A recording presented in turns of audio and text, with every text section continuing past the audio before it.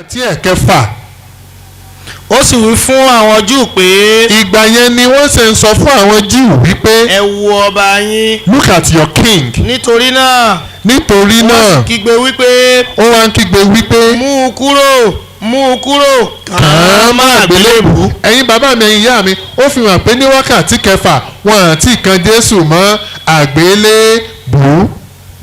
Bíbélì dẹ̀ sọ ní Mark 15:25 pé at the third hour ní wákàtí kẹta wọ́n ti kan Jésù mọ́ àgbélébù. Ní wákàtí ẹ̀kẹfà wọ́n àti kan Jésù mọ́ àgbélébù. Bọ̀dá Wálé ẹ bá ń gbé microphone fún wọn. Èwo láwà gbàgbọ́ nínú méjèèjì ẹ sọ fún mi. wákàtí kẹta àti wákàtí kẹfà. Èwo láàmú kápín ẹ̀yin mú mẹ́ta èmi mú mẹ́fà àbí ẹ̀mú mẹ́fà kí n mú mẹ́ta àbí káàrò kó jẹ́ ẹ jẹ́ kí n mú mẹ́ta. ẹ̀yin á mú mẹ́ta èmi á mú mẹ́fà ẹ̀yin mú mẹ́ta èmi mú mẹ́fà ntẹ́ ẹ mú ntẹ́ nìkan bá dé ní sí pé ntẹ́ ẹ bá mú iye ọjọ́ tó kù tẹ́ ẹ lò láyé náà nìyẹn o ṣé mẹ́ta lẹ́yìn lẹ́lò láéláé kémi lo mẹ́fà kẹ́yìn lo mẹ́ta àbí ẹ̀mú mẹ́fà àbí ká sọ́pọ̀. àátàn sí ẹni. ibì kan tó wà ó tó ní wákàtí kẹsàn-án ẹ bá ń fi wákàtí kẹsàn-án yẹn wà kán rí ẹ wọ wákàtí kẹsàn-án ṣé ẹ ti rí ní wákàtí kẹsàn-án ṣé ẹ ti rí. níwọ̀n wákàtí kẹsàn-án. now brother Wálé this is the ninth hour ẹ wá jájọ pín ẹ̀yin ò mú mẹ́ta àbí èmi ò mú mẹ́sàn-án ìwọ mú mẹ́fà àti abdulhakeem bẹ́ẹ̀ni so ti dáa báwọn irú kanṣu ọ̀rọ̀ ọlọ́run náà nìyẹn o ṣé ń fún yín nìkan sí àbí méjì àbí mẹ́ta àbí mẹ́rin márùn mẹ́fà méje mẹ́jọ mẹ́sàn-án mẹ́wàá wàláì mo lè fún yín tó 15 lórí ilé nìkan náà lórí wọn kan Jésù wọn kan Jésù mo lè fún yín ní 15.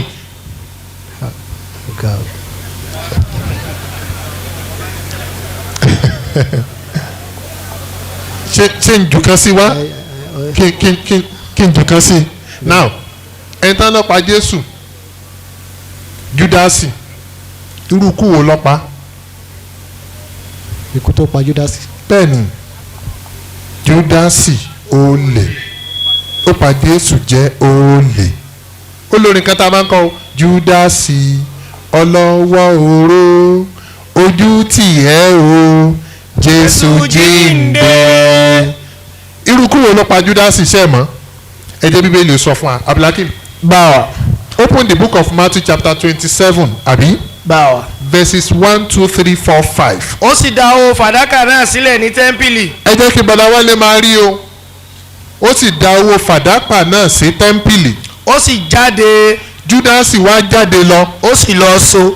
ó pokùnso Bíbélì ló sọ ẹ fi hàn wọ́n kán rí dáadáa o ó pokùnso ṣó wà ń bẹ̀ ẹ gbé sẹ́nu ó wà ń bẹ̀ fine ṣe rí yẹn la kà gẹ́gẹ́ bí ọ̀rọ̀ Ọlọ́run Júdásì pokùnso Act of Apostles ní yé Matthew yé tán rẹ irọ́ rẹ ti pọ̀ jù kó máa máa rí bẹ́ẹ̀ ó sí bẹ́ẹ̀ ó ní irọ́ níbi tá a kà yẹn ẹ mọ̀ tó sọ pé Júdásì ṣe ni ó ní Júdásì nígbà tó ti ṣe tó ṣe yìí ó wá lọ sí orí òkè kan ó wá dúró lórí òkè yẹn ó wá ní orí òkè Ògèdèngbé ó wá ní bàbá mi kò lè bẹ́ ìyá mi kò lè bẹ́ èmi nìkan ló lè bẹ́ bẹ́ẹ̀ lọ́mọdé. ọkàn bẹ́ẹ̀ ni gbogbo fún rẹ̀ kàn tún jáde ni. ǹjẹ́ ẹ yẹ tún wò ó. Júdásì ìsá ti fi èrè àìsòótọ́ rẹ̀ ra ilẹ̀ kan. ẹ jẹ́ ká máa rí o Abdulhakeem. nígbà tí ó sì ṣubú lé Ògèdèngbé. This is Act of Apostles chapter 1 verse 16 to 18. ó bẹ́ lé agbede méjì. yé ọbẹ̀ ní agbede méjì. gbogbo ìfun rẹ̀ sì tú jáde. ẹ bá ń gbé microphone fún bọ́dá Wálé káfí ká lè mọ̀ sí wọn lẹ́nu ọjà rí. bọ́dá Wálé ṣe rẹ́dì láti di mùsùlùmí ká má waste time.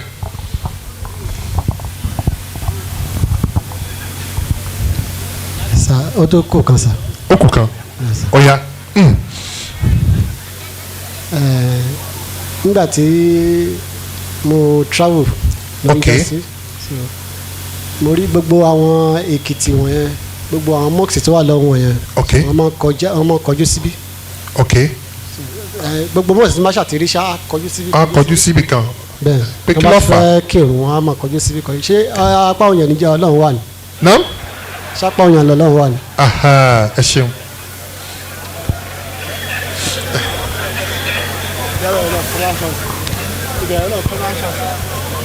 sálẹ̀ abil kareem wọ́n ní àwọn rí pé àwọn mùsùlùmí wọ́n ní àdójúkọ kan ṣoṣo pé ṣé apá abi tá máa ń dojú sí yẹn ṣé bẹ́ẹ̀ lọ́lọ́run kan máa ń ṣe rẹ̀ sí ni. now ìbéèrè tó dáná béèrè Uncle Wale, Islam is a beautiful religion. Islam is too standard. Islam is a wonderful religion, a religion manufactured by God. Ọlọ́ọ̀bà àlekè ọlámọ̀ọ́mọ̀ fi ta wá lọ́rẹ ni. Ṣé ẹ rí ìrun táǹkì ibi tó jẹ́ ilé àkọ́kọ́ àyà Quran ni o. The first house appointed for men, house of worship, ó ní Kaaba tó wà ní Mecca. Geographically lẹ́nìí àwọn researchers wọ́n ṣe research pé Kaaba is the center of the world. It is the geographical center of the world and the spiritual center of Islam. Now gbogbo ọmọ ẹ̀dẹ́ ènìyàn níbi gbàtà bá wà ní Kaaba yẹn báyìí la máa fèsì ẹ̀ ó wà láàrin a máa wá fèsì ẹ̀ báyìí ẹni tó wà ń bí ẹni tó wà ń bí ẹni tó wà ń bí ẹni tó wà ń bí. ṣé wàá rà wá tá a wà Nàìjíríà á fèsì ẹ̀ tá a bá fẹ́ kírun. Àwọn tó wà ní Canada wọ́n á fèsì ẹ̀, àwọn tó wà ní Australia wọ́n á fèsì ẹ̀, àwọn tó wà ní London wọ́n á fèsì ẹ̀. Tẹ́ ẹ bá wá wo gbogbo àgbáyé nígbà tó jẹ́ pé Kaaba ó wà ní center báyìí, àwọn ti bí wọ́n á fèsì bí, àwọn ti bí wọ́n á fèsì bí, àwọn ti bí wọ́n á fèsì bí. Ẹ wá wo period tí gbogbo ayé fi máa fèsì ẹ̀ yẹn, ẹ rí wípé ó ti symbolize wípé there is unity in Islam. Sákù ni ṣé ń gbọ́ mi yé bí gbogbo owó ṣe fèsì ẹ̀ nìyẹn. Ṣé wá nígbà táwọn bá ń kírun bì ní Australia àsìkò táwọn ó kírun mi kọ́ làwọn ó kírun. Tá a bá ń kírun àárọ̀ ń bì àwọn kan wà ní wọ́n á sì wà lójú oorun. Nígbà táwọn bá parí irun làwọn kan máa kírun, táwọn kan bá ti ń parí làwọn kan máa kí. Bá a ṣe ń sọ̀rọ̀ lọ́wọ́ yìí ní Nàìjíríà lọ́wọ́lọ́wọ́ sì kò sẹ́ni tó ń kírun lọ́wọ́lọ́wọ́ báyìí nírun ọ̀ranyàn. Mo wá fi ń dá yín lójú pé lọ́wọ́lọ́wọ́ tá à ń kírun bì tá à kírun ní Nàìjíríà yìí àwọn kan ń kírun lọ́wọ́ báyìí. Táwọn yẹn náà bá parí irun wọn àsìkò wọn á tún tó ń bì kan, which means at every particular time ní gbogbo ọmọ ẹ̀dẹ́ ènìyàn ń kírun tí wọ́n ń jọ́sìn fún Ọlọ́run. Bọ́dẹ̀ ṣe ń jọ́sìn fún Ọlọ́run yẹn ó fọ́ọ̀mù sákù náà ni. Allahu Akbar. Ńgbẹ́ bá di mùsùlùmí á túbọ̀ yé yín dáadáa. So ṣe wá rí Kaaba yẹn kò kí ń ṣòun là ń sìn.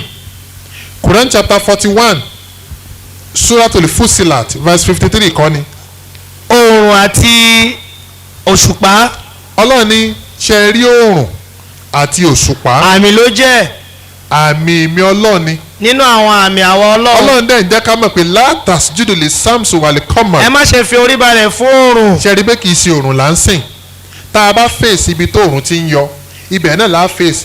Tó oòrùn bá wá yọ báyìí oòrùn yẹn á máa lọ á máa lọ á máa lọ. Ó fi hàn níta ìfìmọ̀ pé kì í ṣe oòrùn là ń sìn ni pé bó oòrùn bá ti ń lọ báyìí ṣe mọ̀ pé oòrùn bọ̀ wá wọ̀. Tó bá jẹ́ pé oòrùn là ń sìn ni tá a bá fèsì ẹ̀ ń bì láàárọ̀ tó oòrùn yọ ó yẹ ká máa ṣe kí ni about turn tí ẹ ti gẹ̀tẹ̀ ẹ wá wo lálẹ́ ṣe mọ̀ pé akírun lálẹ́ àná ṣe mọ̀ pé kò sóòrùn tó bá yẹ pé òrùn là ń sìn kò yẹ ká sin Ọlọ́run ṣe ti gẹ̀tẹ̀ kì í ṣe òrùn là ń sìn à ń dojúkọ Kaaba ni Ọlọ́run látàs jùdò lè samson wà lè kọ́mọ̀ wàs jùdò láyé aládé alákọ̀wé náà yín kò ìyá ọ̀tá habudul. ẹ sì jọ́sìn fún Ọlọ́run ọba inú Quran ló wà ẹ wá jọ́sìn fún Ọlọ́run ọba tí ó dá wọn tí ó dá wọn. tó bá ṣe pé ẹ fẹ́ jọ́sìn fún. ìdí nìyẹn tẹ́ ẹ bá wo inú Bíbélì the book of Psalm chapter 2 verse 138 Dáfídì máa ń sọ kí gbogbo ìgbà tó ń bá ti fẹ́ sin Ọlọ́run Dáfídì máa ń kọjú sí temple kò kí ń ṣe ilé ló ń sìn Ọlọ́run yẹn ló ń sìn the creator of ilé òun ló ń sìn so ìdí nìyẹn táwọn mùsùlùmí tá a fi ń dojú kọ kíbla so ó kàn ṣe déédéé ibi tó òrùn ti yọ Nàìjíríà ni àwọn tó wà ní London àwọn táwọn bá fẹ́ kírun fọ́lọ́run kì í ṣe ibi tó òrùn ti yọ làwọn ti ń kírun kì í tún ṣe east mọ́ àwọn ń fèsì east ń bì ní àwọn kan ń fèsì west àwọn kan ń fèsì north àwọn kan ń fèsì south so ilé yẹn là ń dojú kọ bọ́lọ̀ ń ṣe pa wá láṣẹ bánàbí wa Muhammad sàlá bó ṣe establish ẹ nìyẹn ṣùgbọ́n lọ́n ti fún wa ní wọ́nì ẹ má sìn ilé o ẹ sìn Ọlọ́run ọba tó dá ilé bó ṣe rí nìyẹn ṣó ti clear and finally ẹ wá béèrè pé ṣé mùsùlùmí ni Jésù mùsùlùmí ni Jésù reason ni pé ohun tó ń pè ní Islam nǹkan márùn ni tá a bá ti bá nǹkan márùn nínú Bíbélì àti ń ṣe Islam òpó àkọ́kọ́ ní ẹ̀sìn Islam ká gbà pé ọ̀kan ṣoṣo ni Ọlọ́run Quran chapter 41 Suratul Fussilat verses bẹ́ẹ̀ ló wà Mark 12:28-29 and Deuteronomy chapter 6 verse 4 Mósè gbà pé ọ̀kan ṣoṣo ni Ọlọ́run Ànábì wa Isa alayhi salatu wa salam òun náà ní gbọ́ Ísírẹ́lì ọ̀kan ṣoṣo ni Ọlọ́run ẹlẹ́ẹ̀kejì ní ká forí balẹ̀ fún Ọlọ́run ẹ̀ríkì bàbá wa Anthony ọjọ́mọ wọ́n demonstrate má ṣe ń kírun Joshua chapter 5 verse 14-15 Joshua náà forí balẹ̀ fún Ọlọ́run Number 20 verses wọ́n sì Ọlọ́run ní dojúbolẹ̀ Genesis 17 verse 3 wọ́n sì Ọlọ́run ní dojúbolẹ̀ Matthew 26 verse 39 wọ́n sì Ọlọ́run ní dojúbolẹ̀ Nehemiah 8:4-6 wọ́n sì Ọlọ́run ní dojúbolẹ̀. Now òpó ẹlẹ́ẹ̀kẹta oníkayọ sàká ó wà ní Bíbélì Mark 12:41 Jésù náà ó practicalize ẹ̀ ẹlẹ́ẹ̀kẹrin kágbàwé ní oṣù Ramadan the 9th month Jeremiah 36 verse 9 ní oṣù kẹsàn-án wọ́n kéde àwẹ̀ ẹlẹ́ẹ̀karùn-ún ni pé ká lọ sí Maka Isaiah chapter 2 verse 2 ó ní yóò sì ṣe ní ìkẹyìn a ó fi òkè Olúwa kalẹ̀ ní òkè ńláńlá lórí àwọn òkè kéékèèké a ó sì gbéga ju gbogbo àwọn òkè kéékèèké lọ gbogbo orílẹ̀-èdè àti London ni o gbogbo orílẹ̀-èdè Yugoslavia ni o Canada ni o Germany ni o France ni o Netherlands ni o South Africa ni o Nigeria ni o gbogbo orílẹ̀-èdè pátá wọ́n sì máa wọ̀ síbẹ̀ ní ọdọọdún wọ́n sì wí pé ara ẹ jẹ́ kí a lọ sí ilé Olúwa. labaika la sharika laka labaika nala amda wa ni'mata laka wal mulk la sharika la Islam nìyẹn ẹ wá gbogbo àgbáyé lẹ́nìí tá a bá wá fẹ́ kírun àti Igbo àtàwùsá àti Yorùbá àti TV àtòyìnbó àti gbéra gbogbo wa a wà jọ́sìn pẹ̀lú one consent the book of Zephaniah chapter 3 verse 9. yóò sì ṣe. Bíbélì là ń kà ó Zephaniah 3 verse 9 the Bible says yóò sì ṣe. ní ìkẹyìn in the end. a ó yí èdè àwọn èèyàn padà sí èdè kan. a yí èdè gbogbo ọmọ ẹ̀dá ènìyàn padà sí èdè kan. kí wọ́n lè bá a máa sin Ọlọ́run wọn ní pẹ̀lú èdè kan ṣoṣo. ẹ bá ń gbé títóbi fọ́lọ́run. ẹ gbé microphone fún wọn ó ti parí wọ́n ti fẹ́ di mùsùlùmí.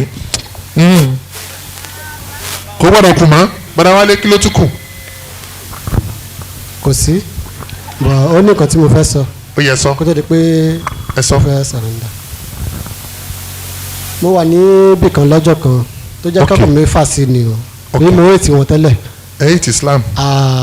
mo máa fi wọ́n ṣe ẹ̀yẹ mi tẹ́lẹ̀. ìyá wọ́n padà fẹ̀yìn náà sí ẹ̀yẹ kẹ́yìn ni. ọ̀ya. nígbà tó wá jẹ́ kí n jẹ́ kí ọkọ̀ mi fà sí. ó ní ọjọ́ kan mo wà níbì kan sáàdì gáràjì náà ni lọ́dọ̀ Ọlọ́run so wọ́n wá ń fa riot ṣá. so àwọn ọlọ́pàá wá dé àwọn bẹ̀rẹ̀ sí ní kó àwọn èèyàn so níbi táwọn ti ń kó àwọn èèyàn ni bàbá kan wà ó dé rufin láyìn náà. irú ilé rà bẹ́ẹ̀. àwọn ẹni àpọ́nlé ló máa ń dé ẹni ọ̀wọ̀. wọ́n ti rọ́ bọ̀bọ̀ yẹn wọnú mọ́tò ṣá but nígbà tí ọ̀gá tó dìde wọn wá so wá ní ẹni pé kò ní sí lára wọn. Allahu Akbar. so àti bí àwọn ti rí pé respect wà ní. spirit kan tẹ̀ láwọn kìíní. respect wà níbí. ya respect wà mí. ìyẹn kan. ẹ ṣeun. ìkejì ó tún máa rí i pé nínú dressing. àwọn obìnrin. àti tóbìnrin àti tọkùnrin. ya. kí wọ́n tó lè rí ọmọ mùsùlùmí tí a ságì nígboro a ṣe díẹ̀. tá ságì tá rí bí ọ̀bọ. a ṣe díẹ̀. a ṣe díẹ̀. Allahu Akbar. ẹlẹ́kẹta. number 3. wọ́n rí i pé àwọn Christian.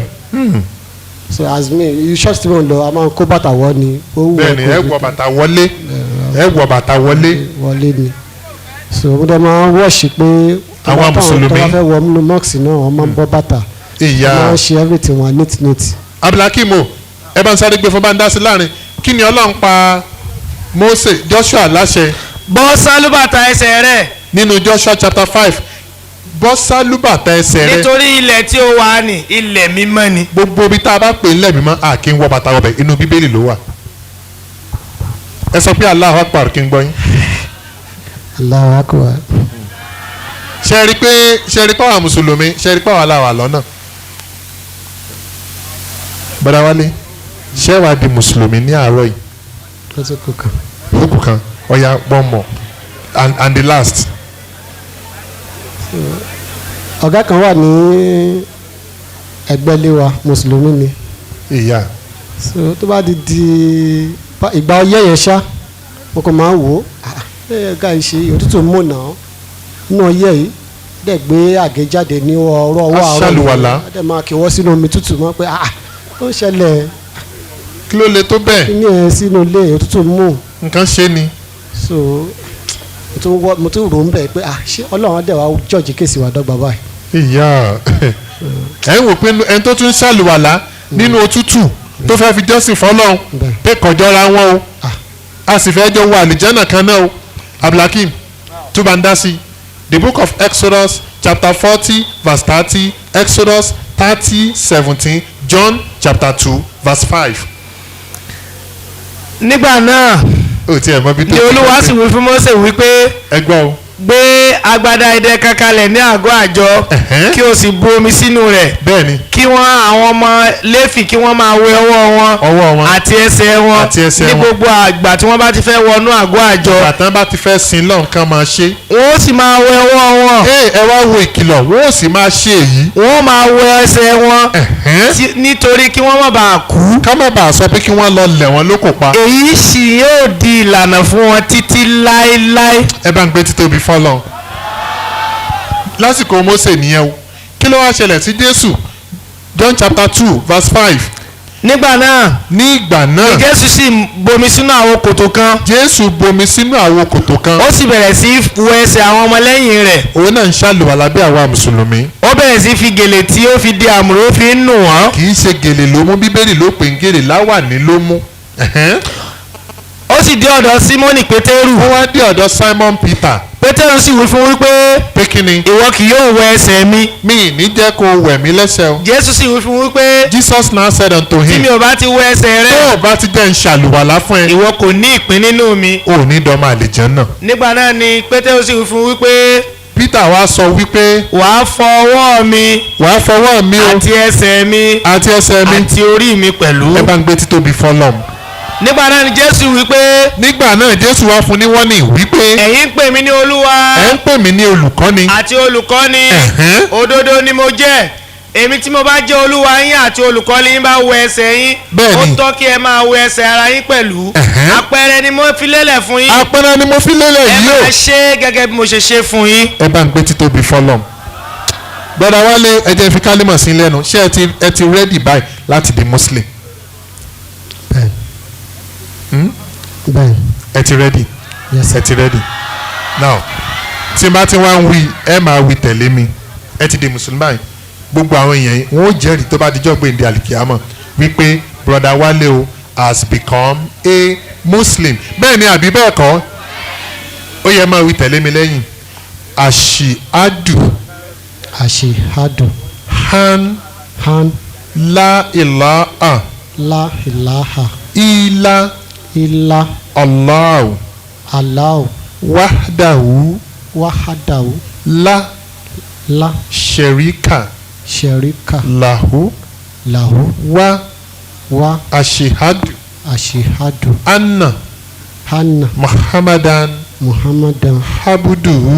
abduhu wa rasuluhu. wa rasuluhu. mo jẹ́rìí wípé mo jẹ́rìí wípé kò sí ẹnì kankan tá a lè jọ́sìn fún àyàfi ọlọ́run Allah. mo dẹ̀ tún jẹ́rìí pé òjíṣẹ́ ńlá Muhammad òjíṣẹ́ ọlọ́run ni ẹrúsìn rẹ̀ ni pẹ̀lú. ẹ ti di mùsùlùmí báyìí o aago mélòó ló lù this is 2:45 you have become a Muslim. ẹ̀yin bàbá wa ẹ̀yin ìyá mi ní kàrí àkókò ṣe é jẹ́rìí sí ẹ ti di mùsùlùmí báyìí ó yẹ gbé sẹ́nu ẹ sọ pé ẹ ṣe oríire ẹ sọ pé èmi Wálé mo ti ṣe oríire. èmi Ọláwálé mo ti ṣe oríire. Allahu Akbar ó yá ẹ wá juwọ́ báyìí ẹ juwọ́ ṣé ẹ mọ̀ tí mo wọ́n tẹ̀ jù yẹn ó yẹ bẹ́ẹ̀ ṣe ń juwọ́ yẹn ẹ yẹ mọ̀ sọ pé mo lọ ẹ rí bẹ́ẹ̀ mo lọ o àṣà ìtàn ni mo lọ mọ́ ẹ lọ́wọ́ ó yẹ tú bẹ́ẹ̀ mo lọ o àṣà ìtọ́ni mo lọ mọ́ ẹ lọ ẹ ti lọ mẹ́sùn lọ́wọ́ báyìí èso ó wà níbì kan ní ìsìn tí ni ó ti máa bàjẹ́ pé wà lè lọ ó lọ mọ́ mi lọ́wọ́ n tí mo ń sọ bó ṣe rí nìyẹn o bẹ́ẹ̀ ṣe ń di mùsùlùmí inú èṣù ti ń bàjẹ́ inú èṣù ń bàjẹ́ gbogbo ìgbà tẹ́ bá wà ní christianity tẹ́yìn náà wà church tẹ́ ń pariwo pé praise the lord olingo singo praise the èṣù ó wà nkọ́dà kan yóò àwọn ẹlẹ́rìí pé àwọn tèmi lélẹ́yìí àwọn tèmi ni ṣùgbọ́n sìn tínú yín dùn pé ìjó ń bá jó fòrìṣà máyà kúkú jó fún jésù o tẹ́ǹkọrin yẹn ẹ wo jésù lórí pẹpẹ ẹ wo jésù lórí pẹpẹ ó ń gbọ́ àdúrà jésù ní gbàdúrà yín àṣìkọ orin ni ó ń gbọ́ àdúrà mi ó ń gbọ́ àdúrà ogun ọ̀run o ẹ sọ ogun ayé gèèyàn gbọ́dọ̀ rí kéèyàn mọ́ sálọ kéèyàn tó wà mọ́ sẹ̀fìrí ogun ọ̀run ẹ̀mí mímọ́ gbé mi pọn ogun ọ̀run sọ ẹ̀ ní rogun ayé o dèpò pàtì ẹ̀ rogun ọ̀run èso wà dó sí apá kan máa pé àwọn fans mi nìyẹn ṣùgbọ́n sìn ó yẹ sọ bẹ́ẹ̀ mo lọ o àṣà ìta ni mo lọ mọ́ ẹ lọ́wọ́ now orúkọ wo ló wá wùyìn nínú àwọn orúkọ Islam orúkọ pọ̀ Muhammadu Jamiu wà ń bẹ̀ Yusuf wà ń bẹ̀ Abdullahi wà ń bẹ̀ Abdulfatai wà ń bẹ̀ Saidi wà ń bẹ̀ Abdulbari wà ń bẹ̀ Abdulbasiti wà ń bẹ̀ ọ̀pọ̀. Hakim. Allahu Akbar Abdulhakeem yéé.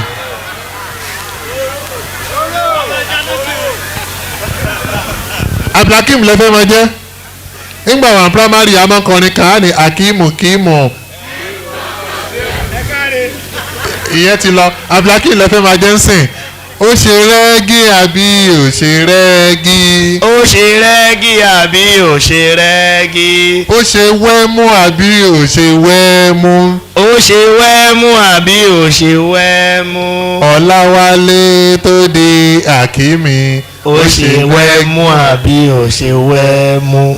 tó alhamdulilayi rabbil alamin adúpẹ́ fún Ọlọ́run broda Wálé láwọn di mùsùlùmí lẹ́nìí ẹ ní máa padà sí ibú o ẹ ní kó nu islam mọ́ o la hawla wala quwwata illa billah now ẹ bá ń gbé àga yín ẹ jókòó bí ẹ mọ́ ti lọ another second question ẹ máa bọ̀ now kí ni orúkọ brother mi. orúkọ mi ni Abubakar Moshood former name mi. ok muslim ni yín tẹ́lẹ̀. bẹ́ẹ̀ sà. ẹ wá di christian. bẹ́ẹ̀ sà. èyà ọmọ ìlú wo ni yín. ọmọ Ìkàrẹ́. Ìkàrẹ́ Àkókó kí lórúkọ church yín. All Souls Are Mine Ministry. All Souls Are Mine Ministry ṣé ẹ mọ̀ tún mọ̀ ministry iléeṣẹ́ now ẹ má bínú brother Moshood àbí. Daniel lórúkọ tí mo ń jẹ́. yéè Daniel ó ní wọ́n fún yín kí ló dé tẹ́ fi di Christian. story yẹn long story ni sà bọ́ mo kàn lè sọ díẹ̀ lára. okay.